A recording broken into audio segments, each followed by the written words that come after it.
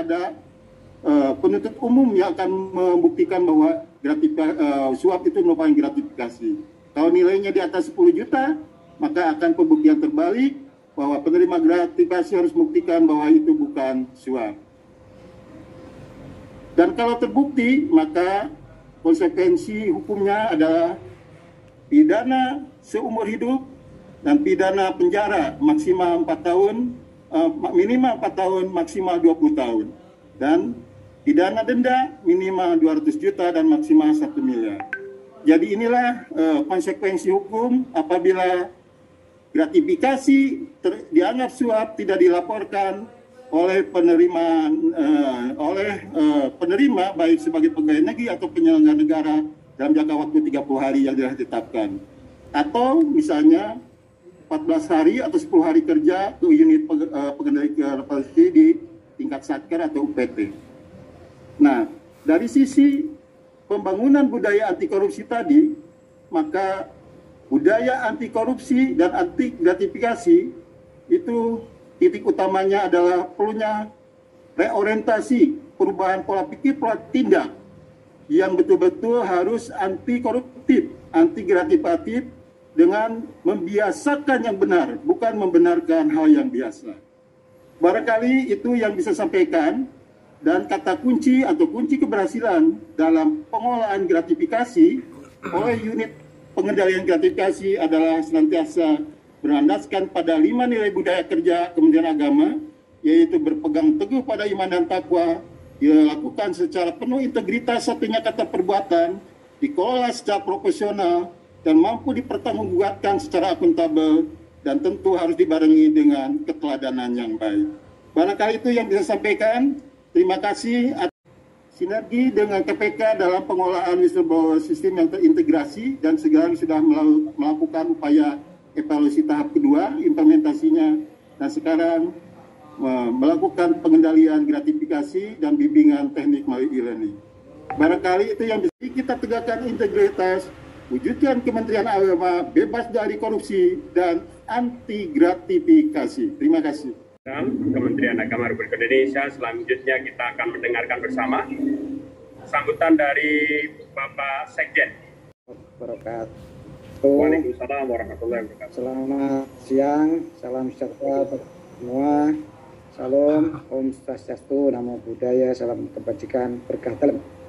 Yang saya hormati Bapak Inspektur Jenderal Kementerian Agama Republik Indonesia beserta jajarannya, yang saya hormati narasumber dari Komisi Pemberantasan Korupsi, Bapak Ibu semua, Pak Pejabat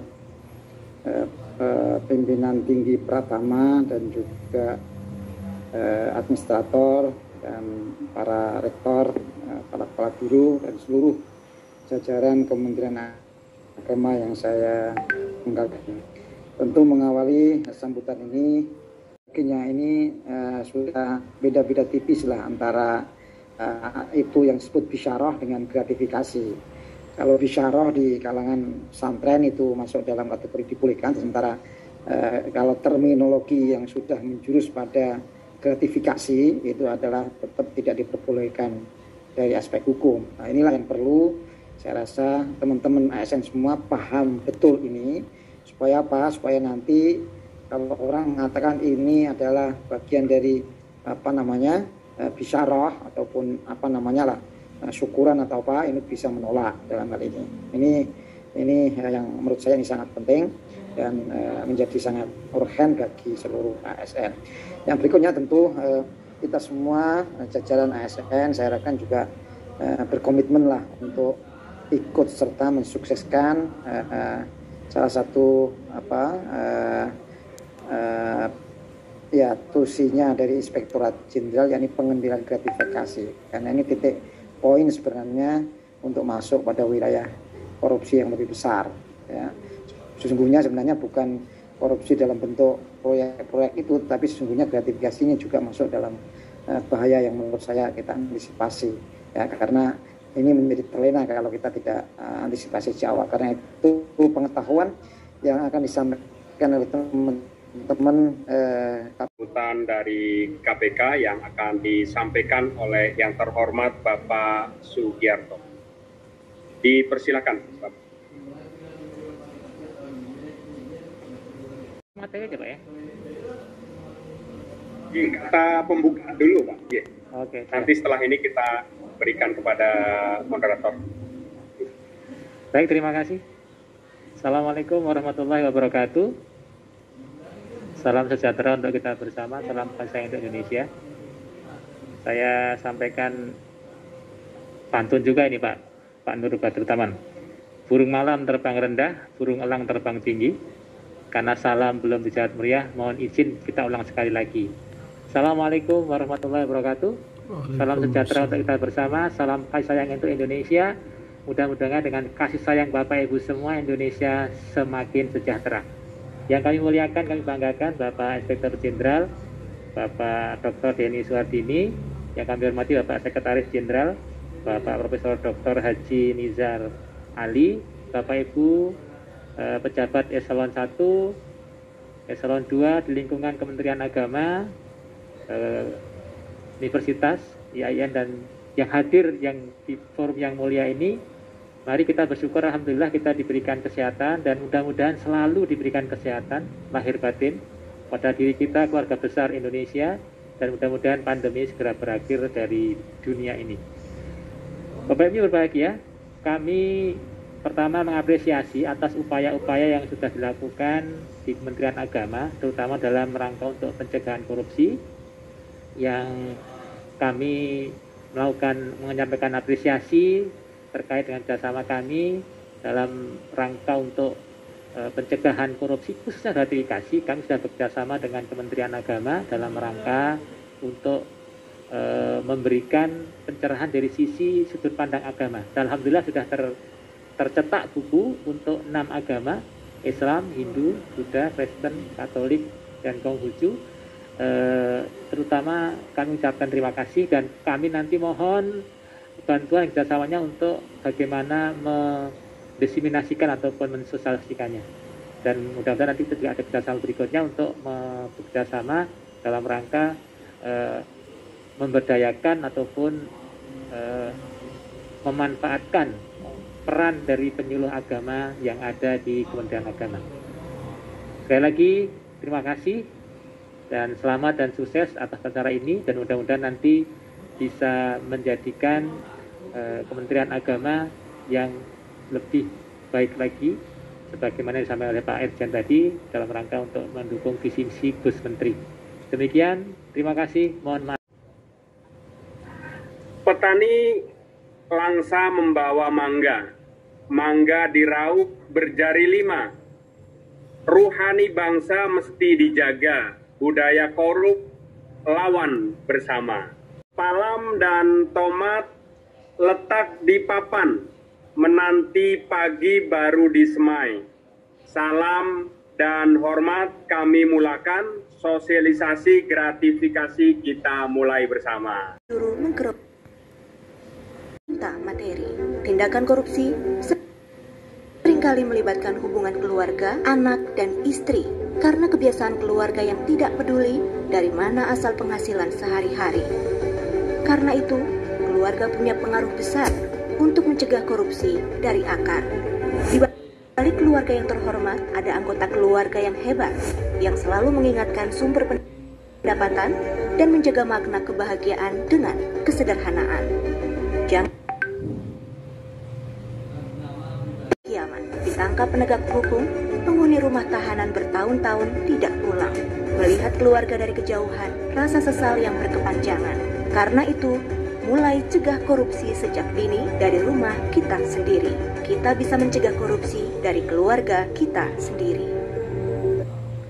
Sebagai keluarga besar Indonesia, keluarga besar Kementerian Agama yang dikomandoi oleh Gus Menteri, kemudian digawangi oleh Pak Sekjen dan Pak Irjen, juga Pak Dirjen, dalam rangka untuk Kementerian Agama yang bebas dari korupsi.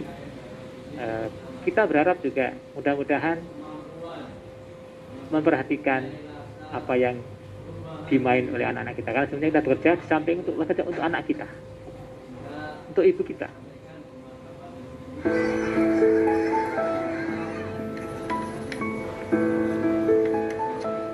Sekarang saya ingin maju satu anak untuk menceritakan PR-nya. Ayahku adalah seorang petani. Berkat dia, kita bisa makan nasi sampai hari ini. Ayahku adalah seorang guru.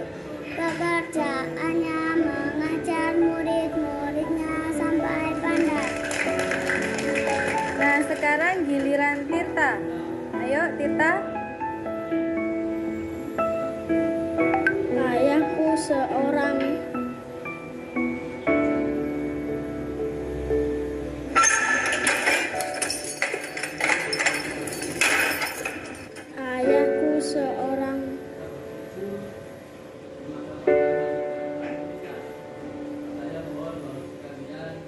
Jangan biarkan korupsi menembus sosok ayah yang dapat menenggelamkan masa depan mereka.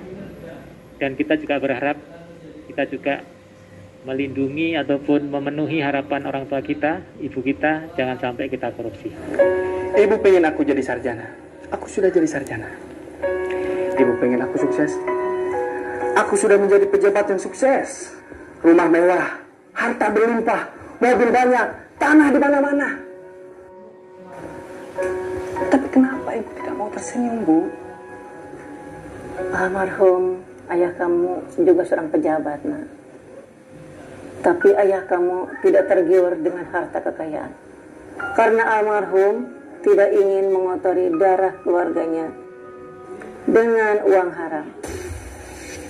Maksud ibu? Ibu tahu gaji kamu berapa. Sementara harta milik kamu berlimpah. Ibu khawatir kamu tergoda dengan uang haram. Tapi ibu kan selalu menerima uang yang saya kirim tiap bulan, Bu.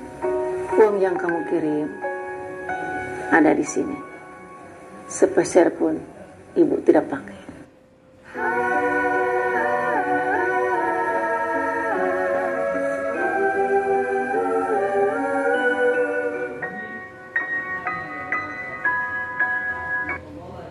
Bapak Ibu, hadirin yang kami muliakan, semua agama, semua peradaban anti korupsi. Oleh karena itu mari kita kembali untuk berangkat dari diri kita sendiri, dari saat ini juga dari hal kecil yang kita bisa untuk mencegah korupsi, khususnya di Kementerian Agama. Jika kita bicara korupsi, mengacu pada Undang-Undang 9 tahun 99, 3199 tahun Jungto 2021, ada 30 jenis korupsi yang kemudian diklasifikasikan menjadi 7 kelompok. Ada kerugian keuangan negara, suap menyuap, gratifikasi, penggelapan dalam jabatan, pemerasan, perbuatan curang, dan kepentingan dalam pengadaan. Tapi berbahagia, dari 7 kelompok ini, gratifikasi merupakan delik baru dari Undang-Undang 2021, pasal 12B dan pasal 12C. Namun demikian, kenapa ini penting kita sampaikan? Ternyata Bapak dan Ibu, survei kami di tahun 2018, 2019, baru 37% masyarakat yang bisa membedakan antara gratifikasi dengan gravitasi.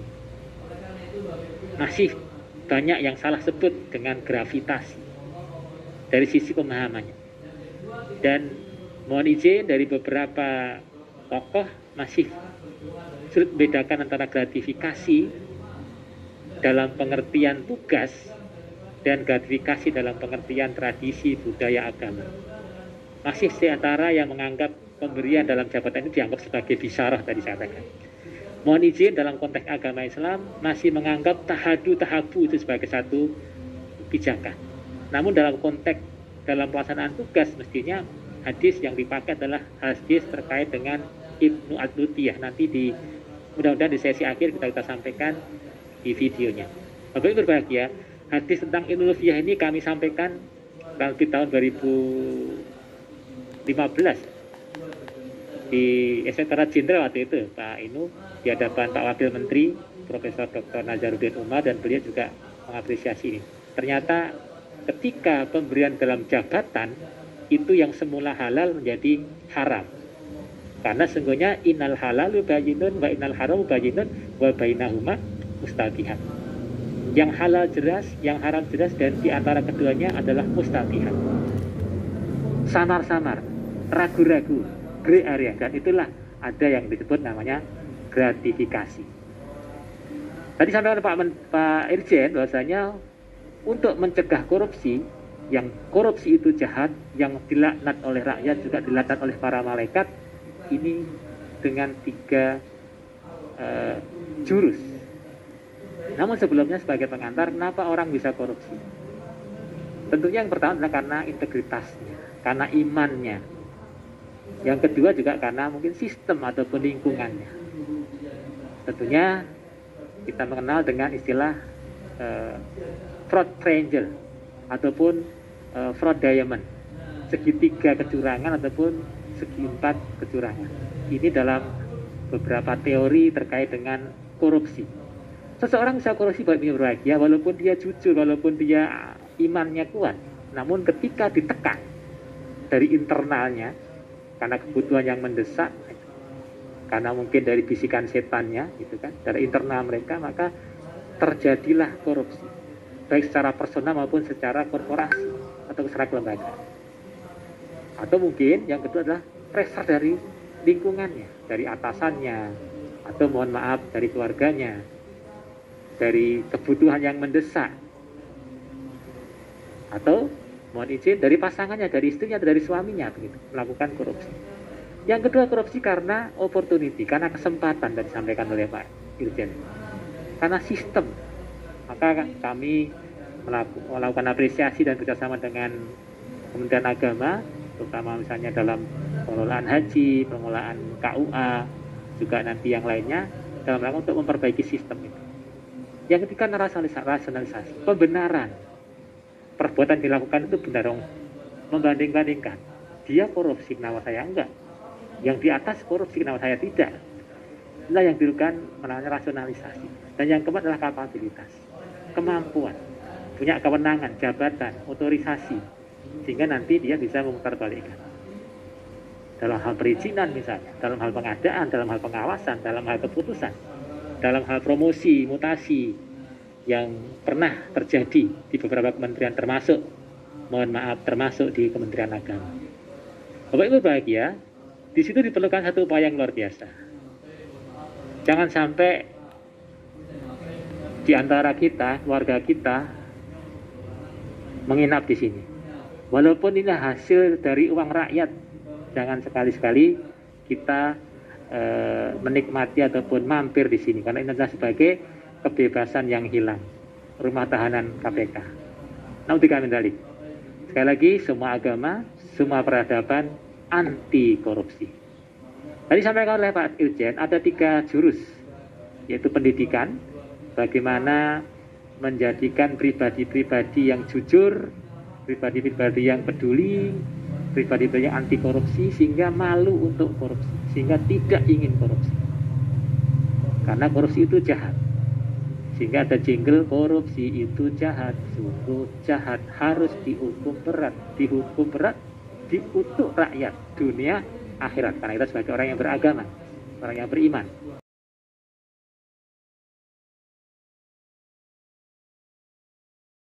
Kementerian Agama, Pak Irjen, namun perlu ditingkatkan lagi. Nah, untuk tahun 2021 ini, informasi data yang ada di kami, mohon izin, triwulan 1, triwulan 2, Kementerian Agama belum mensubmit ataupun mengupload ya, informasi ataupun evaluasi, monitoring evaluasi terkait dengan penyelenggaraan atau rencana kerja dari UPG dan pelaksanaannya. Mungkin nanti mohon dikomunikasikan kepada kami. Seperti ini, apa yang dilakukan, yaitu bagaimana melakukan upaya-upaya tadi terkait dengan aturan pengendaliannya, kebijakan pembentukan OPG-nya, dan sudah ada semua, itu perlu hal-hal yang perlu diperbaiki. Itu Bapak Ibu. Nah, sebagai informasi, kami melakukan upaya-upaya apresiasi untuk peningkatan yang belum, yang masih rendah perlu ditingkatkan, dan juga memberikan apresiasi ataupun awarding untuk tahun-tahun 2001 ini, seperti tahun sebelumnya. Kenapa Kementerian Agama masih rendah? Tadi baru, mohon maaf, baru 66 ya, belum belum mencapai 70-80, mungkin tidak menyampaikan dokumen pendukungnya, implementasi DPG yang tidak maksimal gitu. Nanti mungkin bisa berkomunikasi ya Pak Inu terkait dengan apa yang dilakukan. Maka solusinya adalah melakukan asistensi, sosialisasi, dan peningkatan kompetensi. Tadi dilaporkan oleh Pak Inspektorat Jenderal, ada beberapa yang perlu kita perbaiki. Dan hari ini merupakan bagian dari untuk melakukan peningkatan kompetensi terkait dengan nanti kewajiban e-learning bagi pejabat di lingkungan Kementerian Agama, baik pusat maupun daerah maupun UPT. Nah, Bapak Ibu, nanti ada award ya, ada 3 kategori. Yang pertama OPG terbaik seperti tahun 2020 kemarin. Nah, untuk tahun ini ada penambahan. Yang pertama adalah inovasi terbaik. Silahkan nanti